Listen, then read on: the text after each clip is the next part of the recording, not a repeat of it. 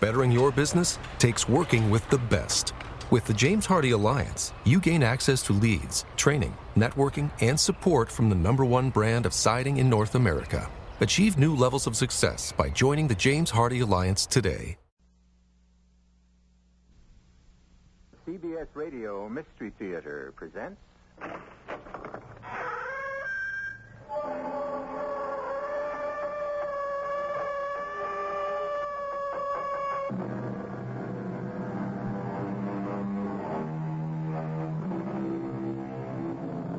Come in. Welcome. I'm E.G. Marshall. We call ourselves modern, don't we? We say these are modern times. The years past are prehistoric or ancient or medieval. We say with some pride that we are modern, as though we'd smartened up considerably and discarded old, worn-out, discredited theories and practices. Yet our medicine has its roots in antique magic, and our science has its origins in archaic superstition. Without magic and superstition, it is unlikely we could have survived to become modern. She has everything. A loveliness to take your breath away. She has sweetness and gaiety. But she has something else. I don't know what it is. She has a wild talent. She's always had it. But what is it, a wild talent? No one knows precisely, except those, perhaps, who take the trouble to learn.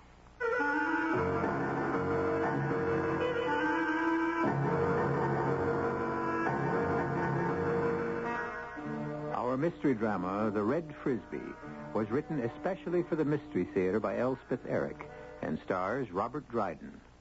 It is sponsored in part by True Value Hardware Stores and Luden's Medicated Cough Drops. I'll be back shortly with Act One.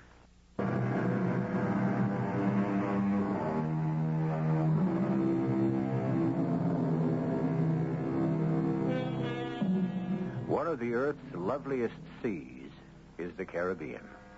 In a gentle curve on the bosom of that sea lie the islands known as the Antilles.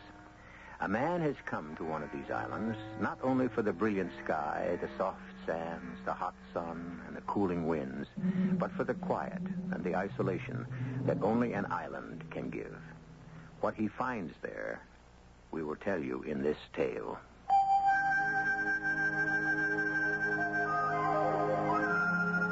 I'd come to the island after 3 years spent with an Aboriginal tribe in the interior of Australia. I needed to relax and reflect and try to sort out the ideas I wanted to incorporate into my article for the Anthropological Journal and later expand into a book.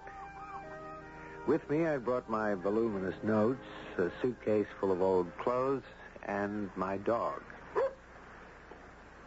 Haven't you had enough? Okay, one more time. Okay, fetch. Ha ha ha, good dog. He's so beautiful. What? He's beautiful. Oh, whoa, thank you. Have you always had him? Sure, since he was a puppy. He's been all over the world with me. We just spent 3 years in Australia together before we came here. Look, here he comes. What's he got in his mouth? Oh, that's a Frisbee. A what? A Frisbee. You know, one of those round plastic things that you throw, you know. No, I don't know. I never had a Frisbee. Oh, well, they're kind of fun. They go sailing through the air. All right, drop it, boy. Drop it. Oh, he doesn't want to. He knows he looks handsome with a red Frisbee in his mouth, with his black hair and all. What kind of dog is he? Labrador Retriever. All right, drop it, boy. Good boy. That's enough now. Oh, throw it again for him. I like to see him swim with it in his mouth. He looks so beautiful. Okay. Fetch. Oh, he's a good swimmer, isn't he? Oh, yes. Will he swim out very far? Well, as far as I can throw the Frisbee, I guess. That's wonderful. You like to swim? I can't. You can't swim? You live on this wonderful island and you can't swim? I used to be able to. What happened? I forgot how. You forgot. Yes. Oh, here he comes with his red Frisbee. How could you forget? I just forgot. Oh, look. He wants you to throw it for him again. He'd do this all day if I throw it for him. And would he swim very far out? I suppose he would. All dogs can swim, I guess. No, not right away. They have to be taught. Like people. Not exactly, but they have to be made to realize that they can. That's about what it amounts to, I guess. They don't always know that they can. They're as surprised as anybody when they find out. It's fascinating. Are you going to throw the Frisbee again? I think he's had enough for today. We both have. Will you be coming back tomorrow? I imagine so. Maybe I'll see you here. That'd be nice. Well, bye, Ben. Bye. Hey, wait a minute. You, young lady. What? How did you know my name? See you tomorrow. See you tomorrow.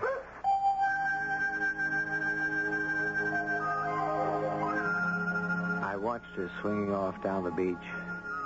I judged she might be about 17, though she could as well have been 12 or 20. She wore a sort of shapeless smock. Her legs were ruddy brown from the sun, and her hair was streaked in shades of gold. I remembered her eyes, which were the startling blue of Delft china. I heard again her clear young voice calling, Goodbye, Ben. See you tomorrow. and the next day I was on the beach early in the morning. Not now, boy. No. We're waiting for someone. Well, what is it, boy? Hey, what are you doing? Where are you going? Come back here. He'd seen her before I did, before she rounded the curve in the shoreline. Or had he simply sensed her coming? Or what? At any rate, there she was, swinging down the beach toward me. Hello. Hello there. You're out early? So are you. I didn't keep you waiting, did I? No, I'd have waited all day. Oh, you wouldn't have had to do that. I knew you were here. I had to do something for my mother first. How'd you know I was here? I knew. But how? The way a person knows those things, But people don't just know those things. don't they? Oh, you saw me from your house. Where do you live? Do you have a place on the beach? Oh, no. We live in the Great House. What's the Great House? It's just a house. They call it the Great House because it used to be where the governor lived. The Spanish governor, long time ago. Ben, aren't you going to throw the red Frisbee for the dog? See, he wants you to. How'd you know my name is Ben? I guess you told me. I never told you. You never asked. I never told you, but when you left yesterday, you said, goodbye, Ben. Why don't you throw the Frisbee? Ben is my name. But you had no way of knowing that. My name I is... really don't care what your name is. May I throw the red Frisbee? Sure, go ahead if you want to. I do want to. There. There, fetch, boy. Why, he does swim beautifully. What's your name? Nicky, you told me yesterday that dogs had to learn how to swim. Now, what I said was they have to find out that they can swim. I guess that's true of people, too. Probably we can all swim, but we have to find out at some time or other that we can. It's quite a discovery for a person or a dog. How did your dog find out he can swim?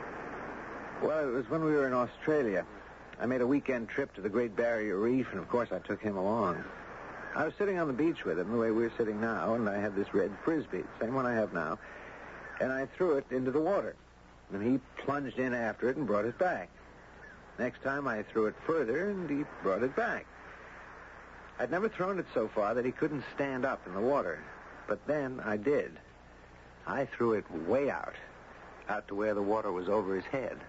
But he went after it? Oh, yes. And he got to about 3 feet away from it, and all of a sudden his feet didn't touch bottom anymore. But he stretched his neck out and grabbed the Frisbee anyway between his teeth. And he tried to turn around to bring it back to me, and that was when he found out he couldn't touch bottom. And he started to swim? Not yet. He sank under the water. Oh, no. He came up again right away. He looked so surprised, and then he went under again. What did you do? Did you just stand there? He went down for the 3rd time, and I started in after him. I should hope. But before I got to him, he started to swim, paddling away like mad. You know the way dogs do? Oh, I know. And there was such a look in his eyes, such a look of triumph, belief in himself. It was as though his ancestors from way back, hundreds of thousands of years ago, had whispered to him somehow down the ages, as though they'd said, "You know how, you can do it." And he did it. I've never forgotten that. That's a beautiful story, Benedict. It's true. What did you call me just now? I don't know. Yes, you do. You called me Benedict.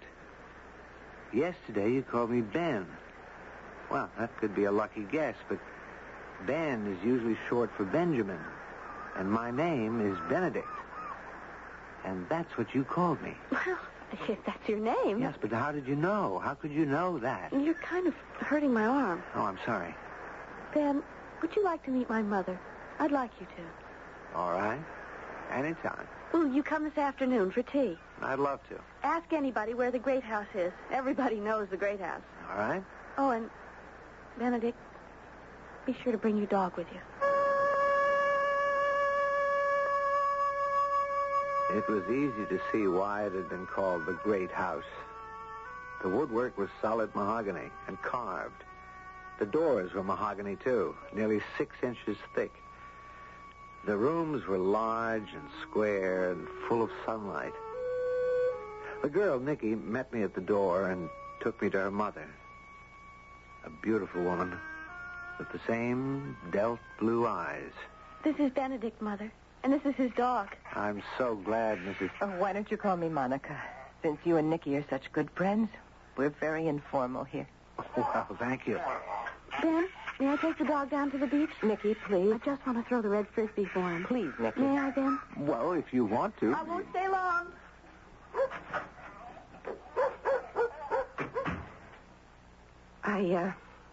I hope you don't think my daughter's rude. She has strange ways, but she's a good girl. She's a wonderful girl. Oh? You think so? She has everything. She has a loveliness that takes your breath away. Yes, she is lovely. She has sweetness and gaiety. Yes? But she has something else. I don't know what that is. You don't? Do you? She has a wild talent. A what? A wild talent. Well, what is that? What is a wild talent? No one knows precisely, except perhaps those who take the trouble to learn.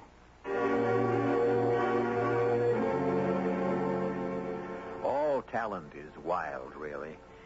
It comes from heaven knows where. It cannot be coaxed or bribed or bought. It cannot be cultivated. It cannot be manufactured or in any way acquired.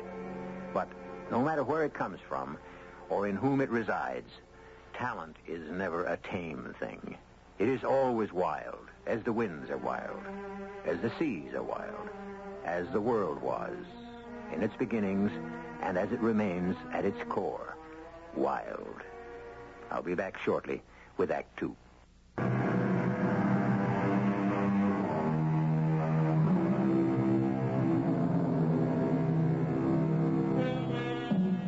On sands the color of a ripe peach, on an island in the blue waters of the Caribbean Sea, Benedict has met a girl called Nikki, who lives with her mother in a stately home called the Great House. Nikki has persuaded Benedict to come to the Great House to meet her mother, but no sooner had introductions been made than she asked to be excused to take Benedict's dog to the beach, leaving Benedict alone with her mother. I hope you don't think my daughter rude. She has a wild talent. A wild talent? Is that what you said? You've never heard of such a thing? I can't say I have. What is a wild talent? Well, no one knows precisely. If you take the trouble to find out. Well, what is it? Is it mystical? Is it magical? Would it help if I said that it had something to do with extrasensory perception? Thought transference? Did your daughter tell you that she knew my name without my ever having mentioned it? No, she didn't tell me. But then she wouldn't. And not only that, she called me Ben, which is my nickname. And the next day she called me Benedict, my given name. Suppose she was lucky in guessing that I'm generally called Ben. She could have assumed it was the diminutive of Benjamin, a pretty common name. But she didn't. She called me Benedict, a fairly uncommon name. I'm surprised she didn't mention it to you.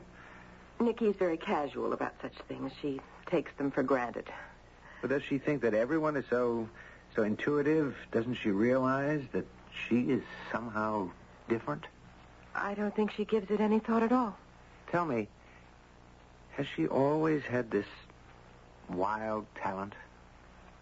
She never showed any sign of it. At least none that I noticed until 2 years ago. Yes? Until her brother died. Oh, she didn't tell me. I didn't know she'd had a brother. He was drowned. Oh, I am sorry. Well, my goodness, you were invited here for tea, and I've never given you any. Oh, that's quite all right. No, I'll put the water on right away. It won't take but a minute. There's no hurry. Nicky? Oh, it's you. Your mother's in the kitchen. She'll be right back. Nicky, are you all right? You look a little... You're not feeling ill or anything, are you? I'm all right. Well, did you two have a good time with the red Frisbee? Oh, yes. I threw it very far out. Well, fine. Tea will be ready shortly. Nicky's back. Nicky, go upstairs immediately and lie down. The tide turned. Go upstairs, take a hot bath, and lie down in your room. Yes, Mother. You see, the tide turned, and I had to come back. I'm sorry, Benedict. What's the matter with her? She said the tide turned. It was when the tide turned that her brother drowned. Benedict, I don't think we can have our tea today, but come back tomorrow, will you? And I'll explain what she meant when she said the tide turned. I wasn't sure that I'd see Nicky on the beach the next morning. She looked so pale, so ill when she returned to the great house the previous afternoon, as though she'd seen a ghost, would be the way some people would have described it. And from the little I'd learned of her brother's death, I thought this might indeed be true. Nevertheless, I went to the beach at my accustomed early hour in the company of my dog, carrying in his mouth his beloved red Frisbee. The dog looked up suddenly, just as he had the day before. The Frisbee dropped onto the sand, and he started his gallop down the sand. I knew then that Nicky would soon come into sight. And so she did, her loose smock blowing in the wind, her brown legs carrying her confidently, almost arrogantly toward me. Hi, Benedict. Hi. How are you? I'm fine. I'm glad. Where's the red Frisbee? He wants you to throw it. Let's hear. May I throw it for him? Certainly. Fetch, boy. How's your mother? Oh, she's fine.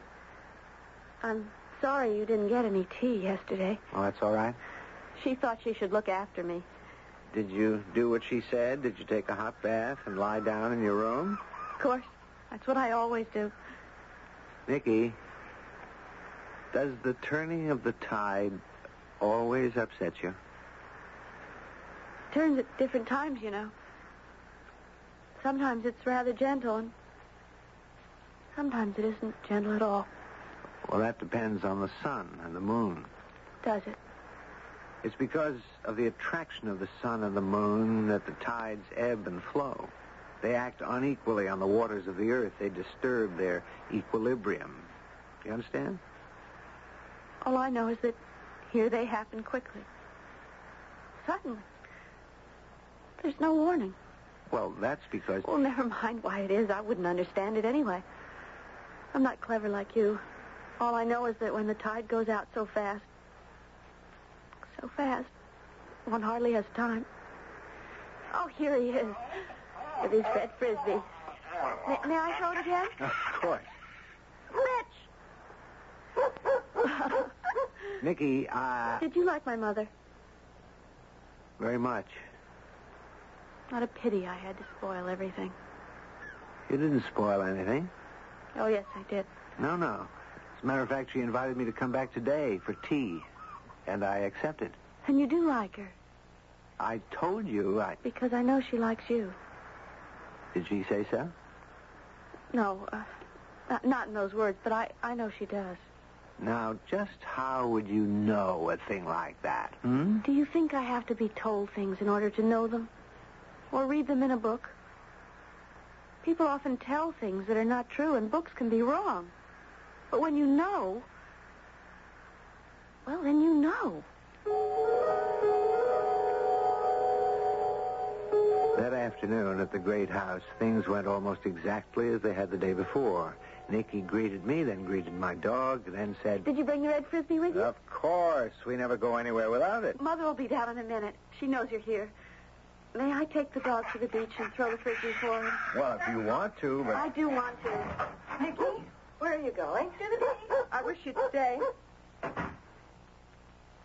I am sorry, Ben. Oh, that's all right. She enjoys the dog. Let her. Well, she's forever doing this. Doing what exactly? Bringing men home to meet me and leaving us alone. Men of all ages, all nationalities. I think she wants to marry me off or something. That shouldn't be hard, provided you wanted to cooperate. After my son was drowned, I was very melancholy for a long time. Very long time. I shut myself in my room, wouldn't talk to anyone for almost a year. Finally, my husband grew tired of a wife who was no wife at all, and he left. Oh, I'm sorry. I wish I could have been. Actually, I didn't care. Well, now, let's have our tea, shall we? This time I have it all ready for you, and some little cakes. Oh, splendid. I'm hungry. I spent a long time on the beach today, and it gave me quite an appetite. Well, help yourself. Lemon or milk? A little milk, please.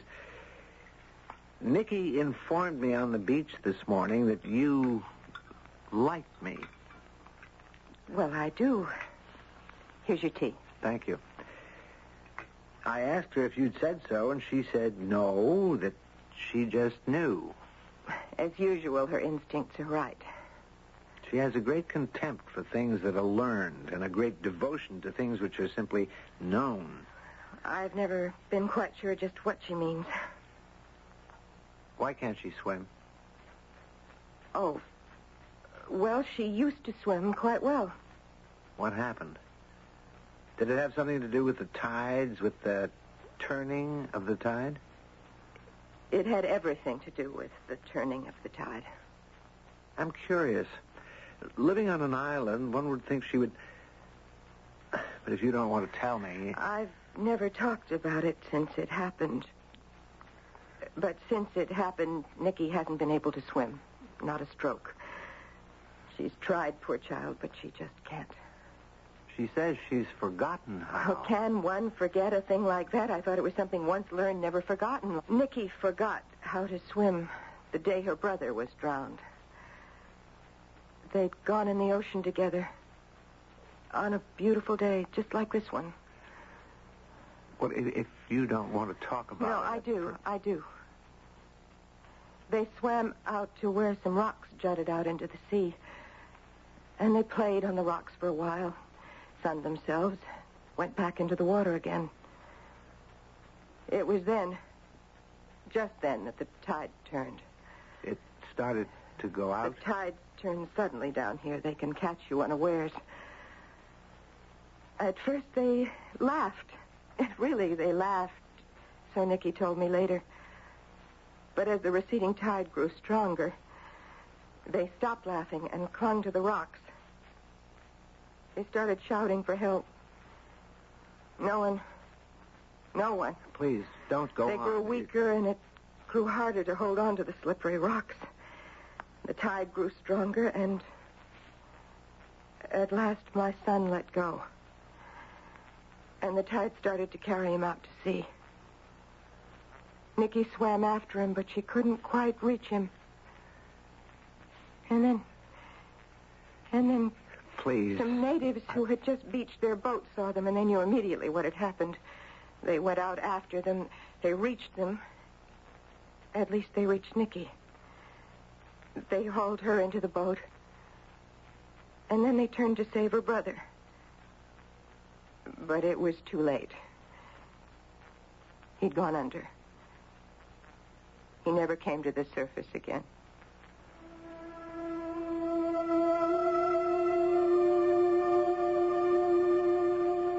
There was so little I could say when Monica finished her tragic story. I got up to go, sickened by the inadequacy of my own limp words. But at the door, she said, Come back tomorrow, will you, Benedict? Come early. if you want me to. I do. I do. Tomorrow morning. I need to talk to you. You think you've heard everything, but there's more. Oh, there's more.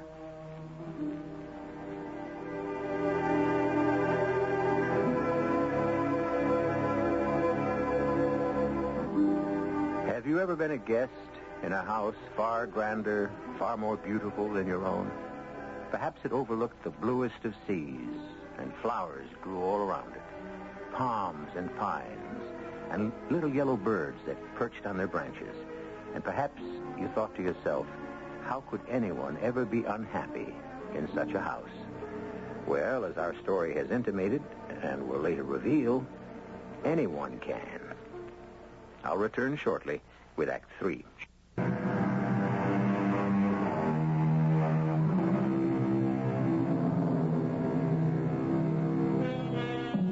On a Caribbean island, in her home called the Great House, the woman called Monica has been telling Benedict the tragic story of the drowning of her son 2 years before. The boy's sister, Nicky, had been saved, but her brother drowned. Unable to go on with the tragic tale, Benedict took his leave. The next morning, I took my dog to the beach, proudly carrying his red Frisbee in his mouth. I was prepared to wait for Nicky to appear around the bend in the shoreline, but I found her waiting for me, staring intently out to sea. Oh, there you are. Oh, here we are. I want to talk to you. Well, how about him? He wants you to throw the Frisbee for him. Later I will. I have to tell you something. What's that? My mother loves you. Oh, now, Nicky, you couldn't possibly know a thing like that. I do know it. It's impossible. We've only met twice. But you're going to see her again this morning. She told me. Well, she wants to talk to me about something. She loves you. It's impossible. We hardly know each other at all. What difference does that make? She hasn't loved anyone for 2 years, and now she loves you, and you... What about me? Do you love her? What do you think? I don't know. What's happened to your wild talent? Oh, that. That's what your mother calls your way of knowing what other people are thinking and feeling. Everybody wants to give names to things. They think once they've given something a name, they've got it pinned down. Like your dog. He's not really a dog. He's what he is. And he wouldn't be any less than what he is if we called him something else. Or didn't call him anything at all. So why call having feelings about people a wild talent? Why call it anything? I think I see what you mean. Look, it's time for me to go see your mother. You want to come with me? I think I'd rather stay here with your dog. I'll throw the Frisbee for him. See, he wants me to. All right. And when you get tired of that, come to the Great House. Maybe I will. I walked slowly to the Great House, not really knowing that I wanted to hear the end of Monica's story. She'd been so distressed the day before. But I'd given my word, and when she admitted me, she seemed composed and cordial. Thank you for coming, Benedict. Well, I said I would. Well, where's your big black dog? I'm used to seeing you two together. I left him on the beach with Nicky. Did she say anything to you this morning about me. Well, Did she? Please tell me. she said, I don't know where the notion came from. I'm sure not from you. She said that you were fond of me. She said more than that, didn't she? Yes. She said that you loved me. Yes, she told me that, too, that I loved you. I'm sorry, Ben. I hope it didn't embarrass you. Not really. You see, ever since her brother's death and her father's desertion, she's been trying to find someone for me to love, someone to replace the loss. She brings men to the house the way you'd bring gifts to someone who was ill. That's very sweet. Sweet, yes, but futile. Well, now, I told you yesterday that I had more to tell you about the day my son was drowned. Monica, it must be painful for you to talk about No, it. it's not the drowning I want to talk about. No? It's what came after. When the natives came to this house. One of them came into the room, this room, and he told me about the turning of the tide, about the children clinging to the rocks, about the letting go, about setting out in the boat to save them. And I waited, of course, to hear that they'd been rescued. There was a silence for a few seconds. And then the man said, "The girl is alive, ma'am." And I said, "What about the boy?" And there was another silence. And then he said, "Ma'am, the boy was drowned." And I stared at him. I was filled with horror and shock. Terrible shock. Oh, of course. And then I heard myself say, the words simply just burst from me. I never meant, but I said it, not gently, not softly. It was a cry from my heart. I said, "Oh, why did it have to be the boy?" Oh, my. No, wait. You haven't heard it all.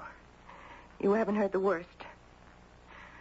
I heard myself saying those terrible words, and then I looked up, and standing in the doorway was Nicky. Nicky, my daughter. And the look on her face. The stricken look on her young face. She couldn't have misunderstood what I meant.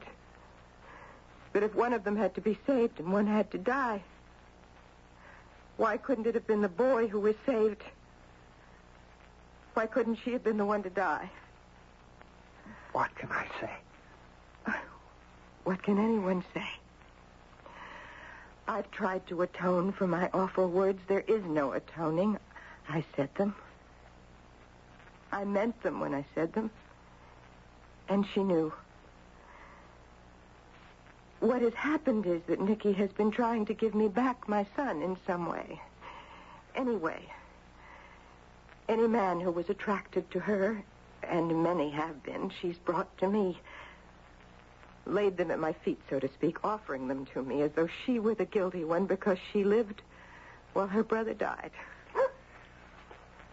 Oh, that's Nicky at the door with my dog. She said she might... Well, shall I let her in, or shall I tell her to wait or go back to the beach? Tell her to go back. I can't, not right now. Of course. Where's Nicky, boy? It's just the dog. Nicky's not with it. Where would she be? I left her with the dog at the beach. Monica, the dog's telling us something. Well, Nicky, where is Nicky? Come on, let's go to the beach.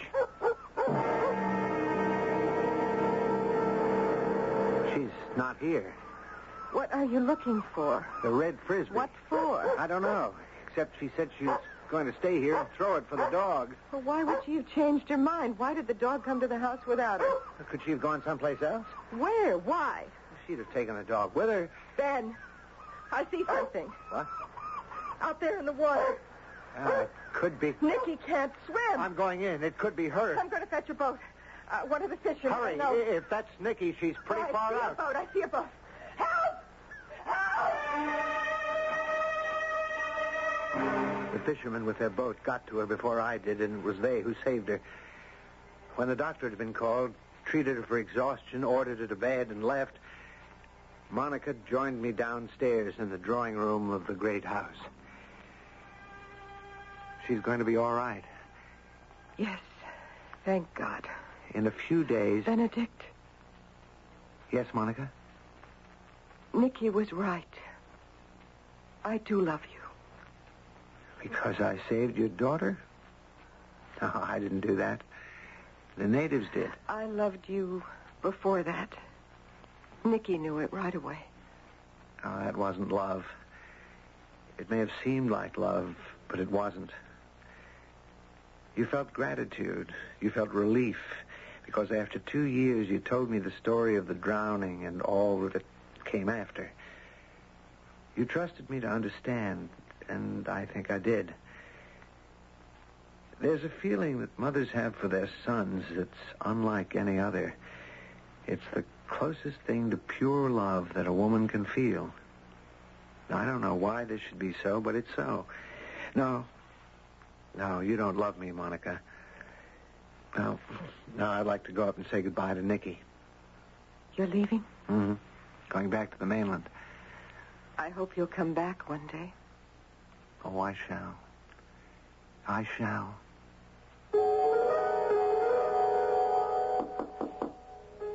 Come in, Ben.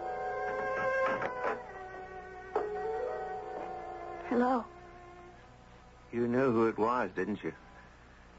Of course. I'm leaving tomorrow, Nicky. I came to say goodbye. Oh.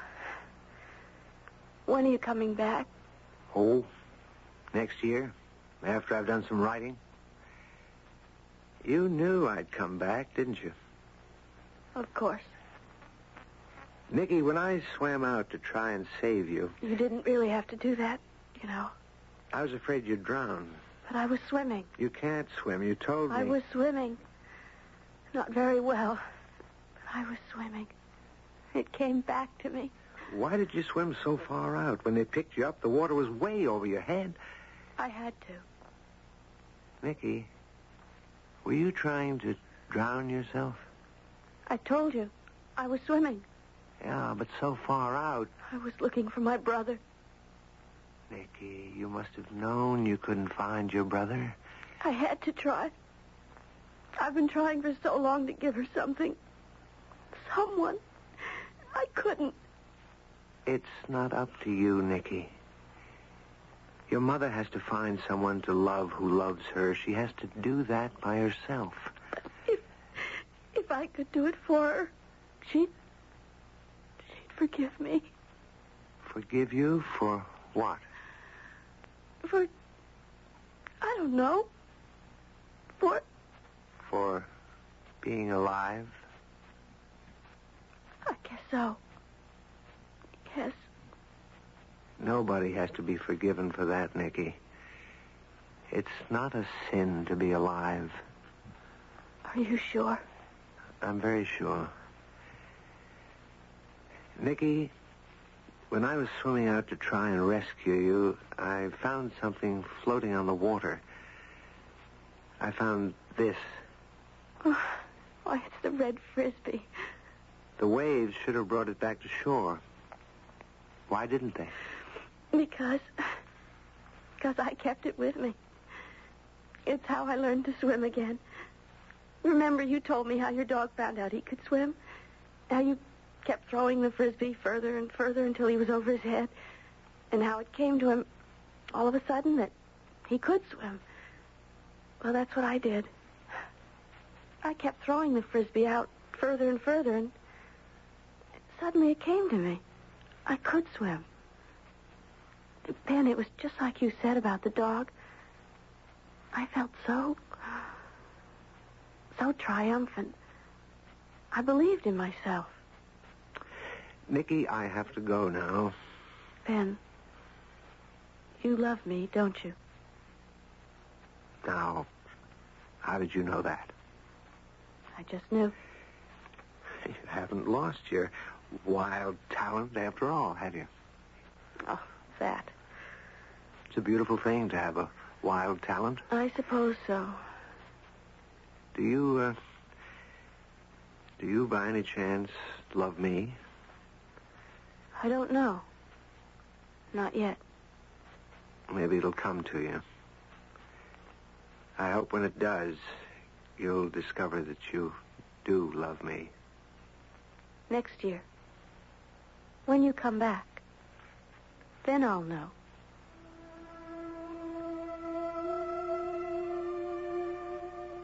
While I was packing, the dog sat watching me, the red Frisbee in his mouth.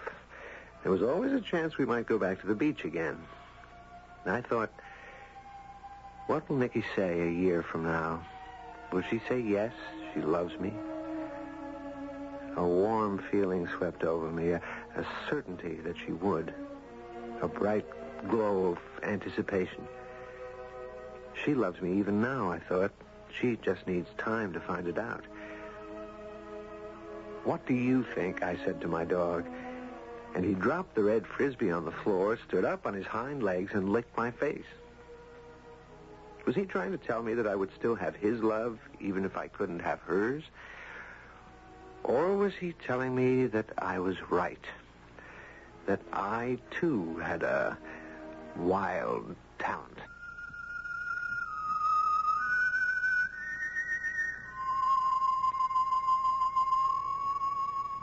Does a wild talent live in each of us?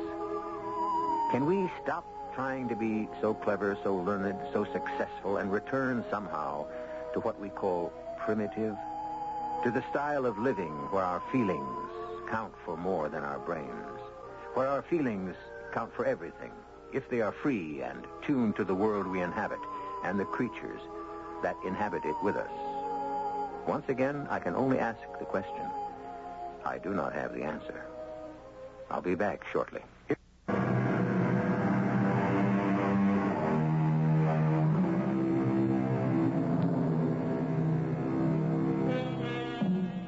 They say that when Gertrude Stein was dying, and knew that she was dying, she turned to her friend and companion of many years and said, "Alice, what is the answer?" And Alice replied, "No one knows." Then Miss Stein, after a long look at her friend, said, "All right, then, what is the question?" Our cast included Robert Dryden, Jada Rowland, and Terry Keane. The entire production was under the direction of Hyman Brown. And now, a preview of our next tale. Oh, for heaven's sake, why didn't you stay out of my life? Why did you have to call me? I want to see you, Edith. No, you can't. You can't look at me. I don't want to see what I look like in your eyes. Why not? Because I'm an old woman now. No, not you. Yes, I'm old. Older than I ought to be, thanks to you. I look older than my mother does. That's what my last 10 years were about, Harry. Working like a dog. No money, just getting poor and old. Let me come up, Edith, just for a while. We could talk. No, stay away from here. You understand me? You say you're a dead man? Fine. Stay dead, Harry. Radio Mystery Theater was sponsored in part by Buick Motor Division. This is E.G. Marshall inviting you to return to our Mystery Theater for another adventure in the macabre. Until next time, pleasant dreams.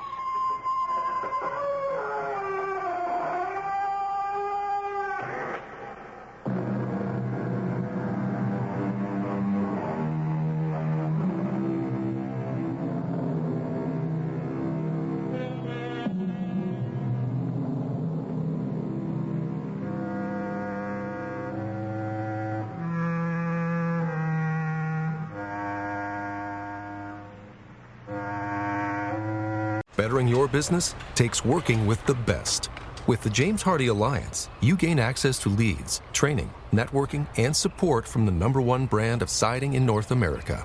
Achieve new levels of success by joining the James Hardie Alliance today.